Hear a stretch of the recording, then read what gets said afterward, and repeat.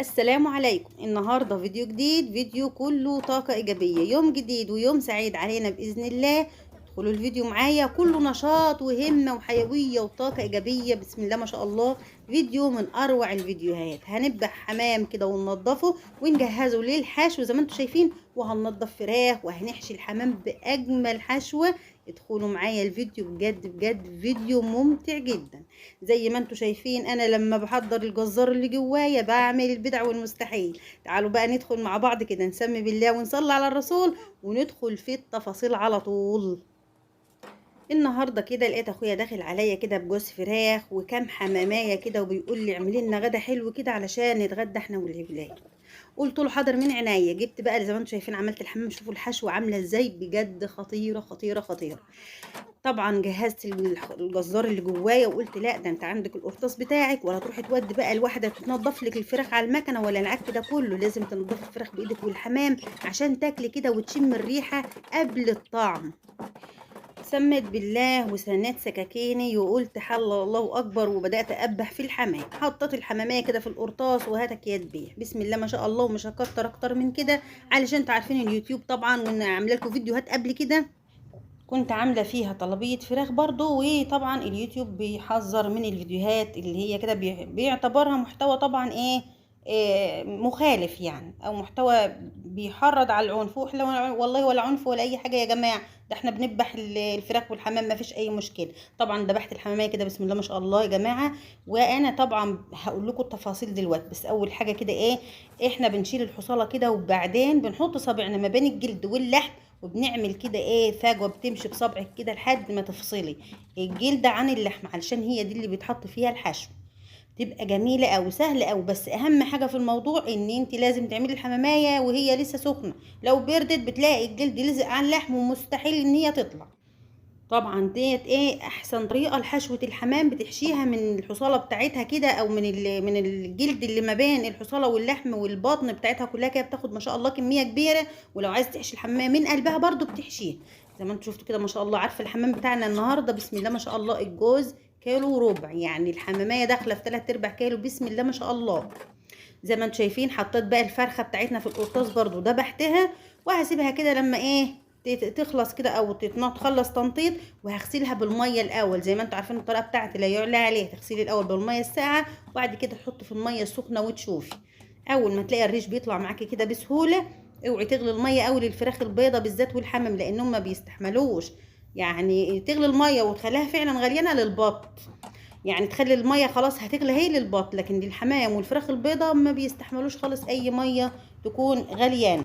حطيت بقى فراخي كلها بسم الله ما شاء الله، قلت اعملهم مره واحده كده والميه ايه لسه سخنه على بعضها، وبدات كده ان انا اشيل الجلده من الرجل. ساعه ما تشيل الجلده من الرجل وتطلع معاكي بسهوله يبقى كده الفراخ تمام، وتبداي تنظيفها على طول. ما شاء الله حاجه تحفه. اهو نضفت بكل سهوله زي ما انت شايفه كده. هم بيقولوا علينا فلاحين، ومالهم الفلاحين يا جماعه، بسم الله ما شاء الله، ما حدش يعرف يعمل عمايلنا ابدا، ولا في شطارتنا ولا في حد قدامنا، بسم الله ما شاء الله نظافه وشطاره وما فيش بعد كده. اخر بنجيب الحاجه ونعملها على ايدينا وناكل الحاجه كده ريحتها وطعمها، يعني بيترجعك للزمن القديم اللي هو ما عادش حد لاقيه اصلا دلوقتي.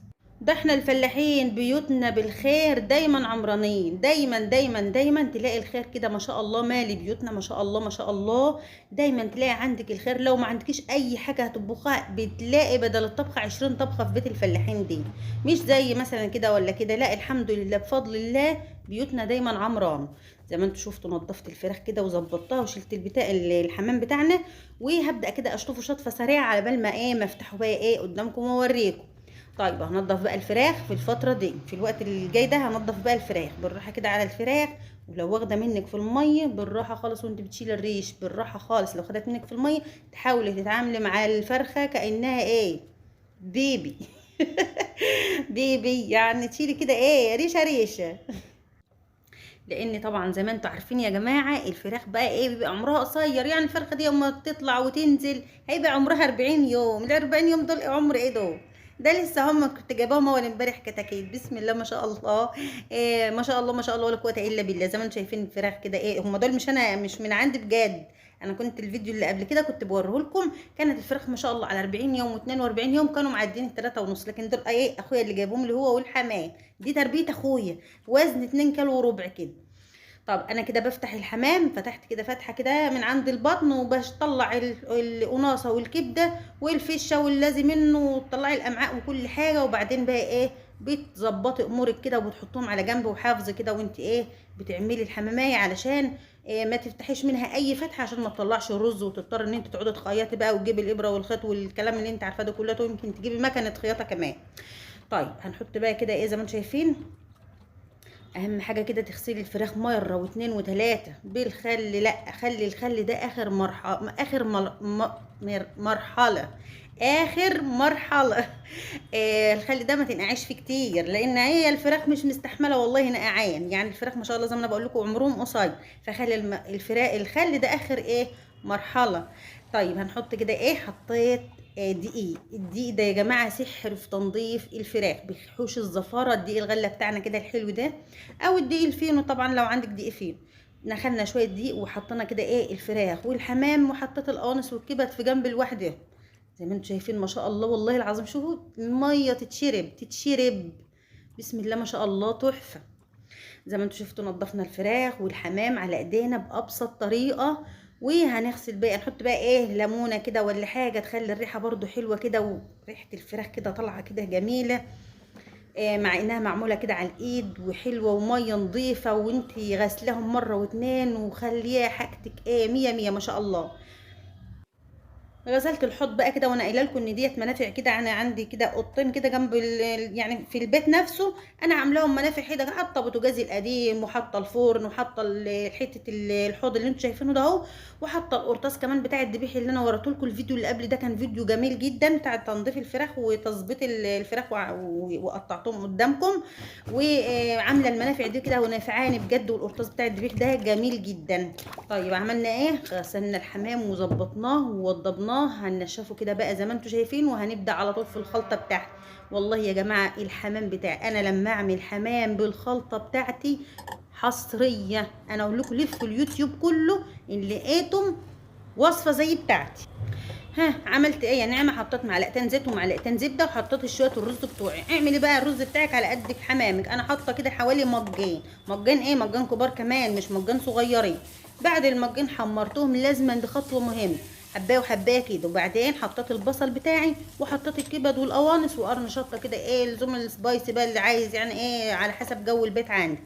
حطيت البهارات بقى، ملح وفلفل وكاري وكركم وكمون، من كل حاجه كده نص معلقه، وحطيت بقى سنه صغيره او ربع معلقه من ايه من القرفه، وقلبت كده. وشوفوا شموا الريحه يا جماعه، شموا الريحه، مش هحط اكتر من كده من بهارات غير الشويه الصغيرين اللي شفتهم دول من الكركم. حطيت ايه طماطمتين كده مقطعاهم مكعبات صغيره قوي. بصوا الخلطه رهيبه بجد بجد والله العظيم، ما تعملولهاش بقى زي ايه زي خلطه المحشي والافلام دي كلها، تسيبكم الافتكاسات دي، يا دي الطريقه الاصليه بتاعت الحمام. حطيت كده ايه زي ربع مج، تلت مج كده ميه، وحطيتهم وغطيت عليهم وهديت خالص. الرز استوى؟ لا ما استواش ولا حتى نص تسويه، ده ربع تسويه. انا بقى بدات كده حطيت الرز بتاعي كده زي ما انتم شايفين، فرغته وريته لكم اهو، وهبدا ان انا ايه افرغ شويه منه علشان احشي شويه بشويه وما ازفرش الباقي. افرض فاض معايا شويه اطبخهم يبقوا كده جنب الاكل ايه كمان تحبيشه كده. لو ان والله العظيم احنا ما قدرنا احنا كل واحد كل حمامه واتسطلنا. إيه حشينا كده زي ما انتم شايفين الحمام. بتحطي بصي الفتحه اللي انا كده فتحتها قدامكم ما شاء الله اهو، ولا بقى تجيبي الحاجه من الفرارج، لان اللي ما بيعرفش يا جماعه يجيب من الفرارج يقول له اعملي الحمام للحشو بالطريقه ديت، هو دي احلى طريقه. حطيت كده ايه الحشوه بتاعتي ما بين الجلد واللحم، وبدات احشي احط في الجناب كده، ما تملوش قوي قوي يعني علشان ايه طبعا لما يستوي ما يبقاش كده. اول حماميه كده ما حشتش بطنها يعني، ده اختياري، انا بقول لك ده اختياري اهو. إيه وكده ايه هيبقى عندي فتحه كده في من فوق خالص، انا هعملها بايه بخله اهي. عملت الخله بقى عشان اقفل عليها خالص، اقفل على الزور دي مكان الفتحه، عشان ما شاء الله الحمام الكبير، الحمام عشان هو كبير ففتحه الزور بتاعته كبيره، فايه ممكن يخرج لي الرز منه. ده حمام قطاوي يا جماعه بسم الله ما شاء الله، بس مد على بلدي طعمه وريحته جميل. حشيت كده الحمام زي ما انتم شايفين اهو بسم الله ما شاء الله. الحماميه ما شاء الله والله قد الفرخه الشمورت، يعني هي بصوا احنا بنذبح الفراخ الشمورت دايما واحنا مربينها كده على وزن 3/4 كيلو، كيلو الا ربع يعني. هي ما شاء الله زي الحمام، زي الفرخه الشمورت بالظبط. شايفين ما شاء الله، تحفه تحفه تحفه تحفه. حشيت بقى كده الحمام وقفلت عليه بالخله وزي ما انتم شايفين، وحطيت ايه، شوفوا دي الحماميه حطيت في قلب بطنها رز، ده اختياري، وحطيت لها ايه الراس علشان ما تخرجش الرز. وهبدا بقى ايه، خلصت حمامي كده والشويه الرز اللي فايضين هحطهم كده ايه اطبخهم على جنب. طيب بسم الله ما شاء الله، هكمل بقى تقفيل اهو. حاجه كده عسل عسل والله العظيم يا جماعه، تحفه متعه. وانت بتعملي كده الاكل لاولادك وانت عاملاه من اوله لاخره كده بايدك، والله حاجه تانية. حتى لو جايبه حاجه هتعمل حد مضمون برضو، يعني لو الفلاحين بيبيعوا عندكم الحمام زي كده برضو نضيف بنفس النظافه مفيش مشكله. الحمام كده زي ما انتم شايفين، حطيت الجناح كده ورا الحمامه علشان ايه بطنها كده تستوي كلها وصدرها يستوي، بسم الله ما شاء الله. وهبدا بقى اجيب حله معايا كده ايه واحط فيها ميه، وهنشوف كده الخطوات ايه سهله وبسيطه ما شاء الله تحفه. اهو ادي كده الحله بتاعتنا، وهنحط لها البهارات، قرفه وحبهان وقرنفل وكبابه صيني وورق لورا وزر الورد، من كل نوع كده حاجه ولا اتنين، وظبطي امورك. حطيت طماطمايه وجزرايه وبصلايه ومعلقه كده كبيره من الملح، والميه غليت معايا بدات احط الحمام. حطيه كده ايه على ظهره، ما تحطوش على صدره عشان ما يفتحش منك برضه، هو هيستوي كده كده. حطينا الحمام قد ايه بالظبط، 3/4 ساعه بالظبط، تلتين ساعة، تلتين ساعة، لا 3/4 ساعة، ساعة الا ربع، ساعة الا ربع بالظبط. كنت قفلت على 45 دقيقة. طبعا زودت مية كمان علشان ايه يستوي كلاته كده، وهديت عليه.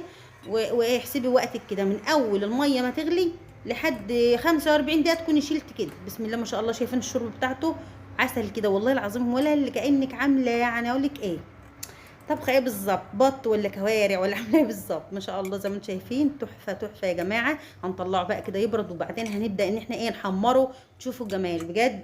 الحشوه بتاعتي انا معتمداها طول حياتي، وهي دي اللي انا اتعلمتها من والدتي.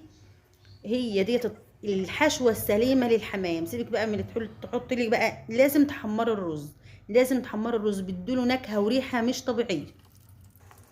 بدات ان انا احمره، حابه تحمريه في الفرن ما فيش مشكله. ادي هنا برضو وشه زيت بالفرشه وحطيه في الفرن، بس انا بحب ان انا اولادي اصلا بيحبوا الحمام. وانا واخواتي بنحب الحاجات اصلا متحمره في الزيت، يعني بقى قليل لو حطينا الحاجه في الفرن، يعني بنحبها برضو بس مش زي كده. زي ما انتم شايفين كده حمرت الحمام ما شاء الله، واخد لون ذهبي تحفه تحفه والله العظيم. وبعدين اخويا بقى ايه، انا ضحكت عليه يا جماعه وما عملتش الفراخ، ما هوش تبذير يعني، انا عملت الحمام بس، احنا 3 وهو واحد يبقى احنا 4، هعمل الفراخ لا بالله عليكم. عملت الفراخ مره تانية جنب رز معمر وشويه بطاطس، وكان برضو يوم تاني ويوم جميل قوي، وقضينا اليوم بكل حلاوه. طبعا يا جماعه الايه الدنيا غاليه الايام دي زياده عن اللازم، يعني ما تقوليش بقى تطبخي لحمه جنب جلاش جنب فراخ جنب بتاع، الا لو كنت بقى عازمه حد، يعني للضروره احكام.